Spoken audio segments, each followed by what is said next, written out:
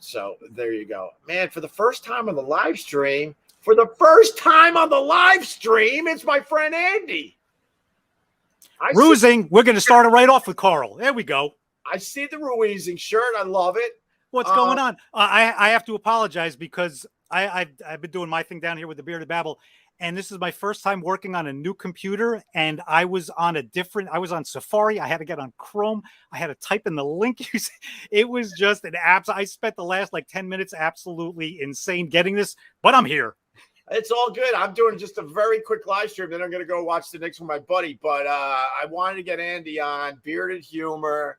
And I'm so glad you have the energy, brother. I was scared. I was like, I almost didn't want anyone else on my live stream tonight because I'm like, I don't know if they're going to bring the energy. And you started with the energy. Absolutely. Listen, you were actually, when you turned the thing, if you would have gone just a little bit further from where you were today, that's where I was. You probably could have seen me waving from the other side of the mall.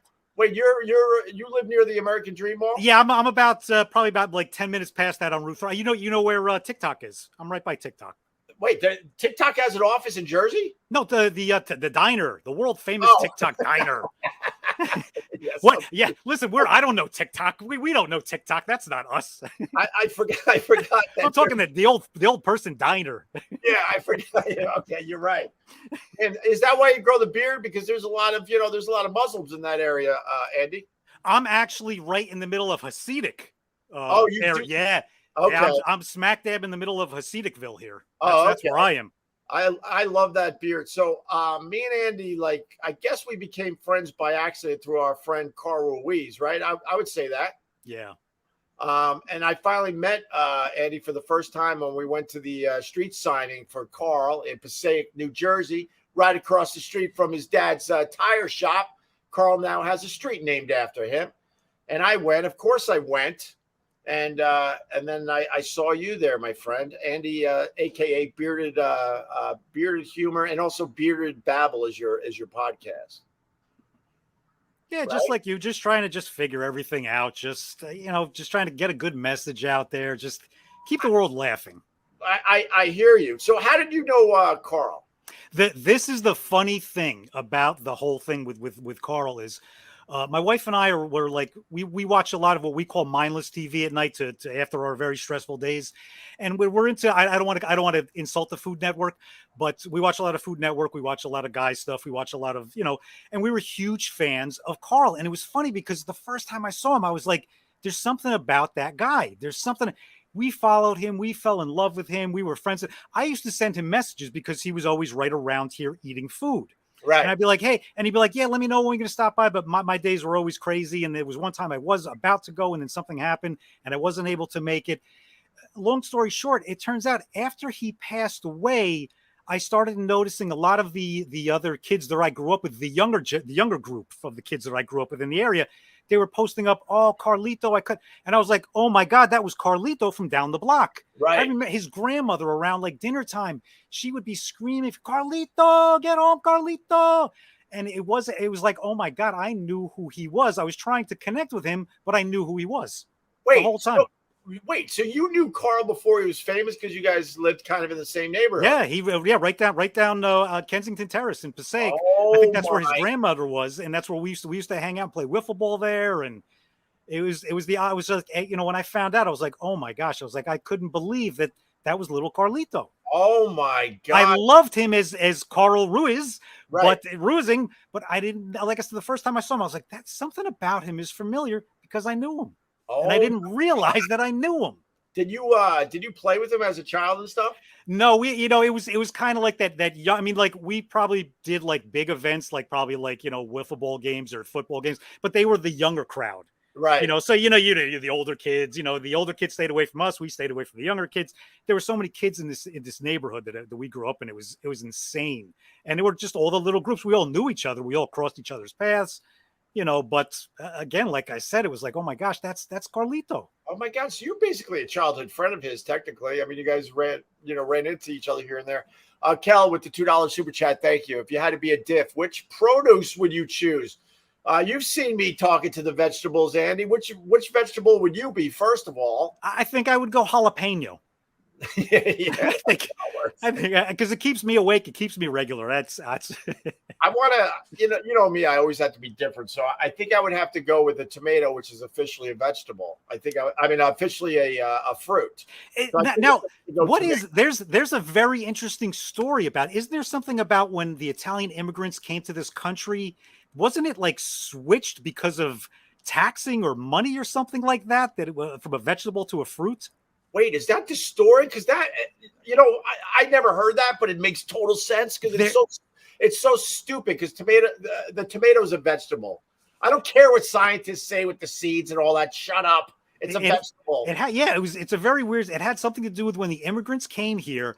Right. I guess they were allowed to, bring the tomatoes in with them, or I don't know what it was, but there was something that I guess they realized they were losing money, and if they made it, if they switched it, that they could make money off of it. Man, I'm gonna look that up after we're off the air. Now, you said in there you have very, very stressful days. What do you want to say about that, Andy? I'm a special needs parent, and it's just I look at life a lot differently. I'm inspired by a lot of things. I've been very inspired by you lately. I listen. I was a huge fan back in the day, of all shock jock radio, of all talk radio. Right. With my journeys, I actually got to know a lot of the people from Z100 over the years, coming to the special hospitals that we lived in with my son and stuff like that. But was a fan of yours. But when I started picking up on you again, it's your energy now. It was your energy. It was your fun energy back then, but it's Right. your energy now. It's a change. We all grow, we all growth, we all want things for ourselves, for those around us. And it's just the positivity and the laughter and healing. Right. I think that's a big thing that we're all trying to do. Like I said, I've been living this life 18 years. My son got sick 18 years ago, and it's been every day. We basically live in post-traumatic stress every day. But thank goodness, due to laughter and due to great people that we have in our lives that bring the good energy, we make the best of the day. We make it the best we can. Right. Your days are long and tough. Do you tell people what's wrong with your son, or you just say special needs, or? It's that like I said, I mean, if you check out the Bearded Babble, you can go to jadensjourney.com. Yeah. There's a lot of things. He was stricken with bacterial meningitis. It was about 19 years ago. He suffered 2 strokes. Since then, he's had uncontrollable seizures. He was left a deaf mute. He had total right side paralysis. He's overcome most of it. And it's a roller coaster. The past couple of weeks have been difficult, but we never know. We're starting to come back up again. That's why I reached out to you. I know we've been trying to hook up for a while. Yeah. And this is always my life. So I was just finally things are going good. I got to just jump on it. Well, there's a lot I want to say in there. First of all, for the people that don't know, Andy's the one that is making those really, really funny thumbnails for my videos, but he hasn't in a while. And I know when you have to tap out, and I just leave you alone. But I know you've been going through a lot the last couple of weeks. And I got to tell you, Andy, I haven't said this to you personally, but I'm going to tonight. You're an inspiration to me, like how you go through life and how you got real struggles with your son. You include him in everything. He's still obviously part of your family, which it should be, of course. And you always have a smile and a sense of humor about this incredible chaos that is going on around you in your house. And it makes me think that I'm a piece of crap when I think about the dumb little things happening in my life. I'm like, look at this, Andy. And you'll tell me stuff from time to time, and then I'll check you out on your social media, and you're just laughing your way through these crazy days. And I think we could all learn something from that, my friend. I appreciate that, and I hear that all the time, and it doesn't bother me. But we all carry different weights on our shoulders, and no one should. And like I said, I understand when I get that, I don't want to complain to you. You should. It's therapy. We all need to talk about whatever is bothering us, and that's the important thing. And we all need to laugh about it. Like I said, yeah, there are tough days, but we somehow we find the laughter, my comedy, my humor. Like I said, the memes I do. I haven't been on stage in a while, but a lot of my comedy actually jokes about my son and what we go through in this house. And it's the best way of getting through it. It's just laugh at everything. Right. Well, look, you say that like it's the easiest thing in the world to do, but I mean, to actually apply that like you do is just pretty amazing to see from afar, my friend. Somebody just asked about cannabis. Absolutely. Cannabis we use for my son. He has a medical marijuana card here in New Jersey. And of course, me and my wife use cannabis quite often because it's probably the best stress relief. So yes, 420 was a good day. We went through plenty of our stash yesterday. We figured what the heck, because we have to be on point all the time for my son, all the time. So I can only do a little bit. That's why when you invited me for the beer show, I said, yes, I'll come, but I could probably only do sips because I don't drink anymore. I mean, I do a beer show and I sip through my beers. I mean, it's just it's a fun hang with people I care about and like. So that's why I want you on the show. I don't care if you get hammered, man. I just want you to try a couple beers just to absolutely. It's been a while, and I would definitely look forward to sipping on a few cold ones one of these days. We'll definitely get that done. And your social media for 420 yesterday was hilarious. Oh my God! How long have you been growing that beard, Andy? I pretty much always had a goatee. And then it was somewhere, I don't know, probably about 20 years ago or so. It was probably like a no shave November. And that was it. It was always a goatee. And then a no shave November just turned into, okay, yeah, I'll just let it go. So it's been years. Yes. Yeah. And what people don't know is your hair is just as wild. Yeah. I got it all down today, but yeah, it's a mess. I look like somebody who stuck their finger in an electric socket. Yes, you do, my friend. But your son's doing okay right now, right? Yes. Yeah. Like I said, it's we never know minute to minute. We're grateful. A few years ago, we got night nursing, so the state provided us. So we actually get 12 hours a break a night, which is wonderful. So nurses upstairs. So now we get to spend time with my daughter, and that's then you continue. It's the days around my son, and then the nights are around my daughter. So it's always family. What's the Mr. Bean connection with your son and you? And some of those videos have kind of gone viral in a way. It's that was a funny thing. Before my son got sick, we were always big Mr. Bean fans, big fans of British humor and Australian humor because it's better than American humor because they're just funnier. But we were huge Mr. Bean fans. When he got sick and he was basically left a deaf mute and he wasn't doing really well, that was the one thing we were able to put back on Mr. Bean because it's silent comedy. He doesn't speak in his comedy. Right. So we were able to start watching that again, and we were able to see that he was able to see the humor and understand the humor. And that was one of the greatest gifts ever. He lost so much, but he never lost his sense of humor, which he still has, which is amazing, and his absolute love for people. He never lost. He lost pretty much everything but those two things. Wow. So again, I was always a car guy. I was always building something in the garage. When my son got sick, I was building a custom Porsche. Everything went out the window, lost the house, lost the cars, lost everything. When I needed to start building again because I needed some therapy, I basically got an old Mini Cooper, a Mr. Bean Mini Cooper, and built a Mr. Bean mobile. And it kind of took off. And it's the one is a replica of the Mr. Bean's car, and one is a kind of a tribute to his car. Yeah. And you guys drive it around a little bit, and some of the videos have done very well. So because of your son's sickness, you lost everything, Andy? Yeah, pretty much. Yeah. You got to write a book. You're like an inspiration to people. It's but the thing is I've learned from so many people. I appreciate and I love the fact that I can share and I can possibly help someone else going through whatever they're going through. Right. Because I have learned from so many people, and that's why I just try to just give that back.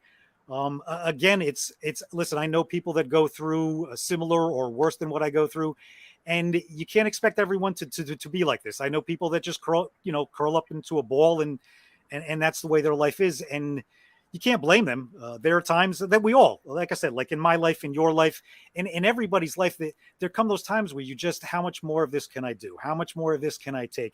Right. And you just have to remember that on those cloudy days, the sun is still always shining above those clouds. It's still there. You may not see it. It may be dark. It may be horrible.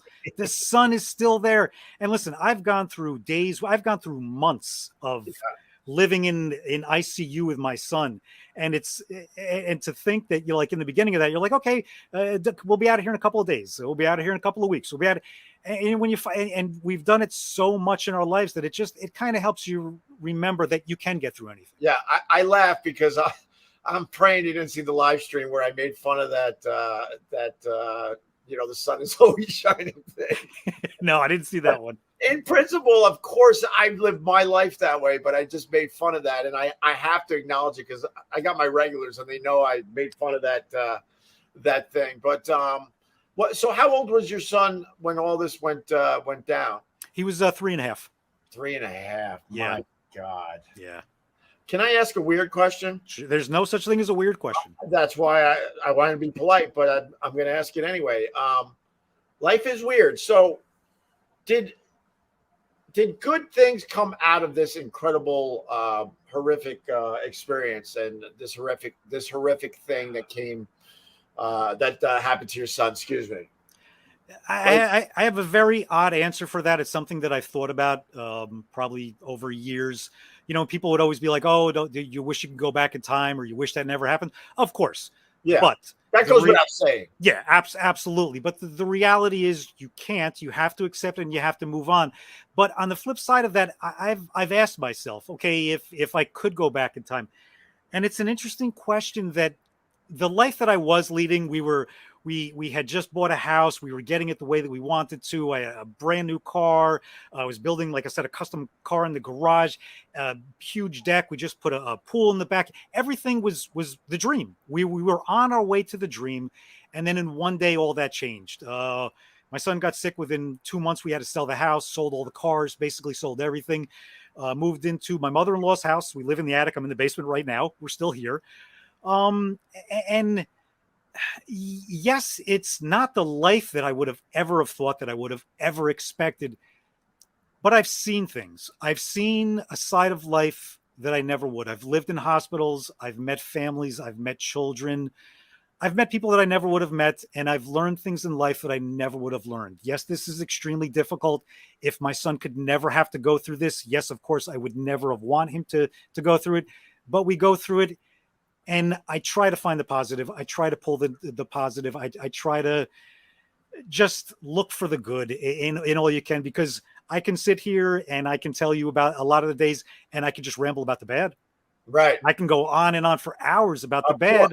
Of course. But what is that doing? That's bringing me back down. It's going to bring you down. It's going to bring Corn Diff down. It's going to bring everybody down, and we don't want to do that. We got to try to bring everybody up. I mean, just look at the world. That's all I have to say. It's insane. See, I gotta be the guy though. Like, you're so inspirational. Like, you say all this stuff like it's so easy to do. Like, you're literally unbelievable. I felt an attraction to you immediately because I'm like, this guy's energy is absolutely insane. But what he's been through. But listen, you know the reality of it. Listen, you've been through some high highs and you've been through some low lows. Like that. That's what I'm getting at. How many? Listen, I'm the same as you, and I'm the same as pretty much everybody else in here. I have those days where I'm just like, I can't do this anymore. I have those days where I just want to punch something, but I don't. I have those days where I scream into a pillow or something like that. We have them. We're all human. Right. That's. Well, how do you get through that when you're feeling that at your lowest low? I'm still learning, and I don't think I'll ever stop learning. I'm always looking for new ways. A big thing for me recently was, oh my God, what was the name? It was on Netflix. Oh my God, Jonah Hill. Oh my God, that was such a great documentary. Yes. I've taken a lot of good stuff that got me back into new things, like the String of Pearls. Just focusing on one thing at a time, not worrying about what's next or what happened before. Right. Doing that, breathing through it. Okay, that's done. What's next? It's just Stutz on Netflix. I just want to add, it's basically a documentary where Jonah Hill hangs out with his therapist that really got his head back in the right place, especially after the death of his brother. My God, Jonah Hill lost his brother. I think I have a bond with you because I think you remind me of my, not that you're old. I don't even know how old you are, and I don't care. But you remind me of my dad, and I'll tell you why. Because my dad went through incredible tragedy in his life. He lost 2 kids to crib death. He lost his wife at a very early age. She was only in her 20s, I think. And, he went through his bouts of depression and all that. And then he met my mom and ended up having 6 more kids. And I asked him one day, man, I'm like, how do you wrap your head around all this? And he says, like, I had to go through this incredible tragedy to get where I am today. I can't imagine my life without you guys, but I understand what had to happen to get to this place. And obviously, your story is a bit different, but your outlook and your positivity is just absolutely incredible, and really does remind me of my dad, because my dad, he suffered a lot with my mentally ill mom. I mean, he basically sacrificed his life for her. He believed right up until the day he took his last breath after that car accident that he could fix my mom, when everyone around him was like, basically saying, save yourself. And he never gave up on my mom, and he always believed in her, and that she could turn things around. And you're like, you have some kind of connection to my dad as far as your spirit and your soul goes, Andy. That's that's a beautiful thing. It's I believe that we're all somehow connected, whether it be through stardust or whatever we're here on this planet. Some of us are connected, some of us connect, and there's something there, and some of us don't. Yeah. I mean, all I try to do is be a little better every day. That's all I try to do. It's not easy, and you do realize that life is just stupid in the end. But with that said, the odds that we're even here is absolutely insane when you start thinking about it. There's no way we should be here, basically.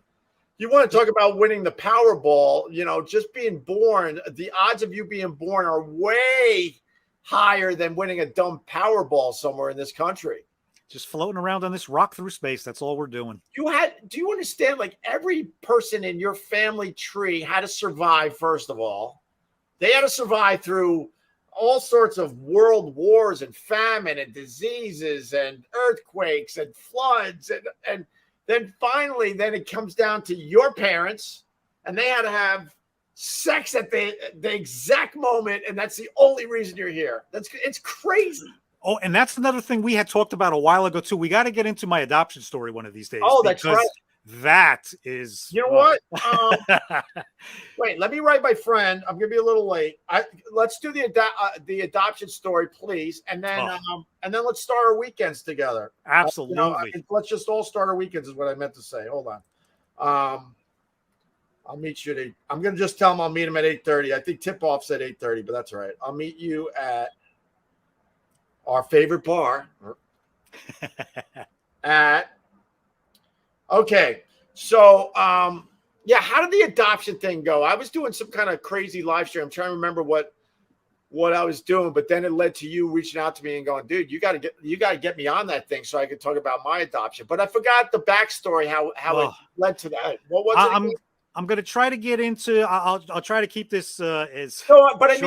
But what was I doing that triggered you to say, "Oh, I got to tell him my story"? I think, like you said, I think you had something about adoption stories, and I think you had asked about an adoption. If you knew anybody like when it adopts, it was something with adoption stories, and like I said, mine is it's interesting to say the least. All right, let's hear it. All right, so basically, I always knew as a child, my parents always told me that I was adopted. I always knew. I had like books, and it was, as a kid, I was just like, you always kind of like wondered. And as I got older into my teens, I had asked my parents, and basically what they had told me is I have an older sister from my parents. I believe it was my mother's health issues that she couldn't have another child. So they wanted to adopt. At the time, they were here in New Jersey.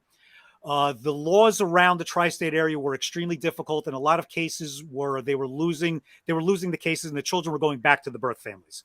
My parents didn't want that. They reached out. They found Florida didn't have that rule. What basically happened was they set everything up. Now, I'll give you the one side of the story, then I'll give you the other side of the story. My parents were notified that there was a child being born to come down, that was going to be their child. They flew down. They went down to Miami-Dade General. They signed a bunch of paperwork. They never saw the woman or anyone of the family. And then I was handed over. And then 3 days later, I was on a plane back to Jersey. Okay, what happened in Miami? Real quick, my birth father. Now, okay, my name is Andrew. My name is Andrew. Like I said, my family knew nothing about the birth family. My birth family's name is Andrews. My birth father's name was Byron Andrews. He ended up changing his name to Andy Andrews. never knowing anything about me never knowing anything about them. So again, what Byron was doing at the time, Byron was he drove a boat for the Rolling Stones. He was smuggling cocaine. Oh my He God. he had a porn shop. There was a lot going on in Miami. My birth mother at the time knew I had three other birth siblings. She knew she did not want to bring me into the family. She was on the beach that day. She basically told the family, there was a friend there with her. She basically said, we're going to go to the hospital. I'm going to have the C-section. We'll let you know everything that's going on. She had it all set up. She basically then told them that I died. Oh my God. Yeah. So my birth family, up until I think my 19th or my 21st birthday, she told them the truth. Now, it was shortly after that my wife and I were getting married. We were looking to have a family. I wanted to know my medical history. So that's when I hired a private investigator in Florida. And then that's when it turned into this. That's when I really found everything out. I was born in Miami-Dade. Miami-Dade, they destroyed all the files. It took him months to find anything. But then when he started finding things, he started finding, criminal records. He started finding that my birth father may have been in a Mexican prison for a couple of years before he was brought back to America. Yeah, it was. And the funniest thing about the whole thing was that night that my wife and I were getting the information back from the private detective in Florida, was he goes, okay, I'm going to send you a picture of your birth father. He sends this picture of my birth father. And Opie, I swear to you can ask my wife this. When I first met her, like I said, I had a very small goatee, maybe. I may have even been clean shaven. And I told her, I said, just so you know, if we end up together, I'm going to be a long-haired, long-bearded guy. That's who I'm going to be. When he sent us this picture, it's basically what I look like now. Wow. That's the most amazing thing. And then to meet your birth family, to find out similarities that you have that you never even knew about. It was just a very interesting story. That's a hell of a way to get brought into this world there, Andy. Yeah. Oh my God. And you're in touch with them to this day? My birth parents have both passed away years ago. My wife and I actually went out. We actually met everybody. I'm in touch with my siblings, and I also have a half brother. I have two sisters, a brother, and a half brother. So we all stay in touch through social media and stuff like that. My nieces and nephews, absolutely love them. So it's weird that you have a connection with someone that you never met because you still have that connection. So did you do 23andMe? No. Oh, okay. Because your email would just light up. Your email would just light up. We think we found another match. Yeah, so, I don't even know what that would be. That I'm possibly thinking of that. Yeah. Oh my God, what you would find out with that. Man, Andy, geez, you came on like a ball of fire here. It's ruising. That's what you do. Ruizing. Yes, I love it. I miss my dear friend. I miss him so much. I'm still not even close to over it. I suffered some serious depression after he died, and then Vic died 6 months afterwards. Yeah. It's great to see that you constantly put up the clips, though, to keep the memory alive, to keep the laughter alive. I mean, it always, even though they're not here, it still just brings the joy and the smile that their energy is still here. Well, I mean, you get there's just jerks everywhere, that, and people try to spin that crap, and it's like, first of all, Carl and Vic would want it. They would want their names to be kept alive as long as possible. And then I hear from their families like, thank you for doing this. And I'm like, of course. It's the least I could do, man. Those were my boys. Just because they're not here doesn't mean their energy doesn't have to be here. We can keep that going for as long as we can. Absolutely. And I'm editing all the time, old radio shows and stuff. And I'm lucky that I got these guys on tape and it's crystal clear audio to the point you feel like they're still around. It's weird. And my wife, she'll see it because I'll be editing and I'll be laughing my ass off because it's bringing back memories and I can hear Carl and Vic's voices. And then all of a sudden I'll turn and then I'll just get deeply bummed because I'm like, oh, that's right. I almost forget sometimes. You go, oh, that's right. They're not around anymore. Let me ask you a question, because this is something that I was discussing with my daughter about this. We've been having a lot of discussions about AI, and they're saying in AI now, if you take old footage of say like Carl, and you were to put it into something, that AI could basically create. I mean, of course, it would never be him, but they're saying you could almost have conversations. Now, what do you? I mean, that's kind of weird, but it's interesting at the same time. I'm reading more and more about this AI. It is here. It is happening. They're not going to be able to slow down the technology. They wanted a pause on the AI because they're really scared of its capabilities. But the rest of the world isn't going to stop. So America can't stop because this is a very dangerous thing if you don't use it properly. I mean, countries can use it against other countries.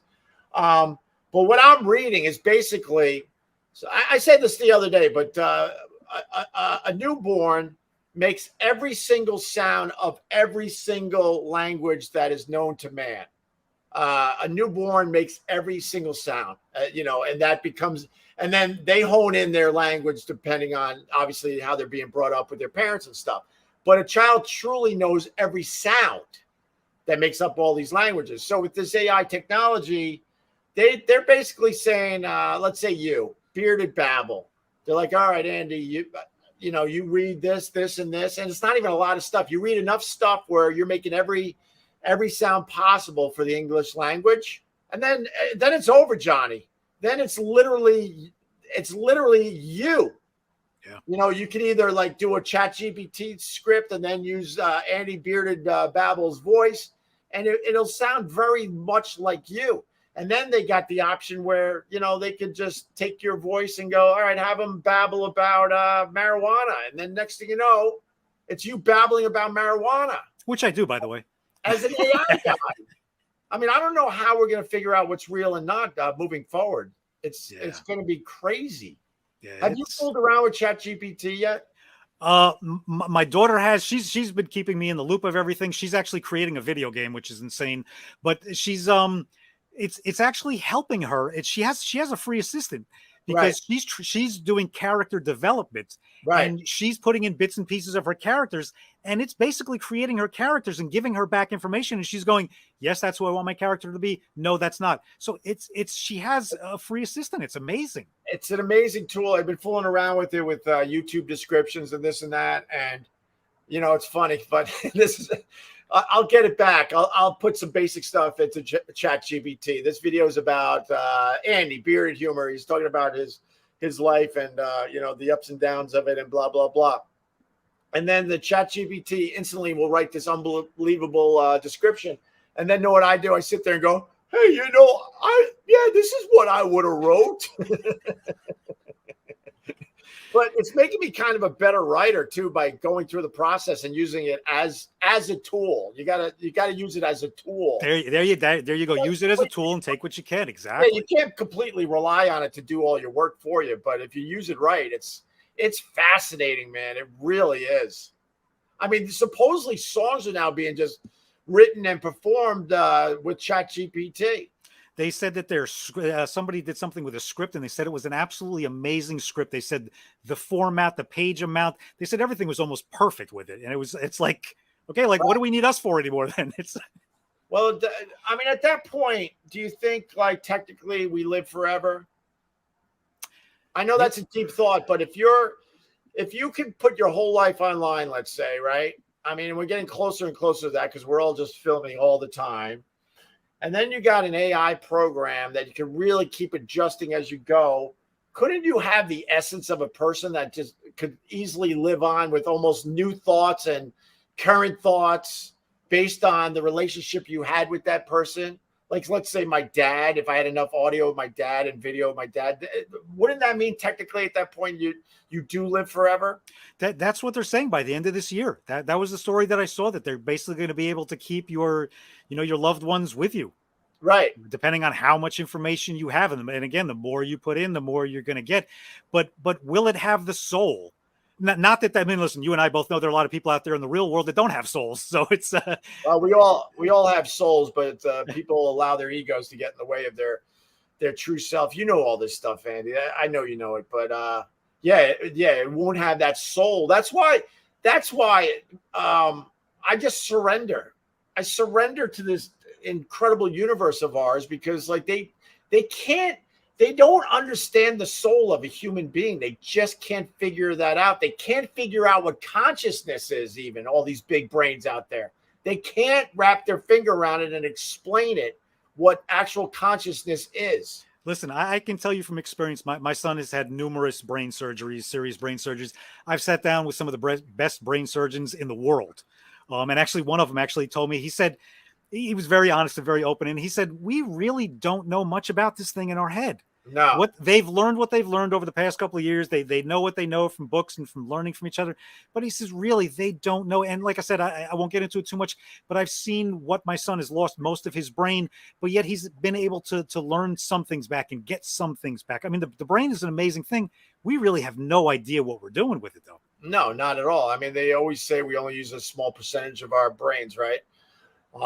And I mean, I think the downfall of humanity is the fact that we think we know more than the brain of the universe, whatever the F all that is. I mean, we only fit into the intelligence this much, and the universe is just endless with how intelligent it is. And that's going to be the downfall of humans when we realize we don't know crap in the end. We just don't know crap. That is the truth. And the sooner we realize that, I think the better off we'll be. Yeah, 100. Listen, Andy, I got to cut it short because I really got to meet my friend, but I did not want to miss this opportunity to finally get you on my damn live stream. Absolutely grateful for this. Again, thank you for this. This is fun, and this is therapy. This is a win-win. So this has absolutely been wonderful. You go have a drink. Pinkies up. Pinkies up, and next time we'll laugh a lot more. But I really appreciate you sharing your story. And I remember, bro, you're literally an inspiration to me. You're unbelievable how you go through life and deal with some incredibly tough days. Listen, just remember, just keep laughing at everything. It's all about the peace, the love, and the laughter. Get the plugs out, because you do the Bearded Babble podcast. I'm a fan. I watch. Yeah, Bearded Babble on YouTube, Bearded Humor on Instagram and on Facebook, and that's pretty much it. We're getting back into the Bearded Babble on YouTube, getting things going again, trying to get some guests in. We do a lot of stuff down here with just the family outside. Again, it's just trying to just keep a good message going. That's all we can do. And get back to doing some thumbnails, my brother. Yes, absolutely. We got to catch up. At this point where I'm so far behind, you're probably just going to have to send me a couple of key ones, or I'm just going to have to get going from this point on. Oh no, it's all, I'm just busting your balls. No.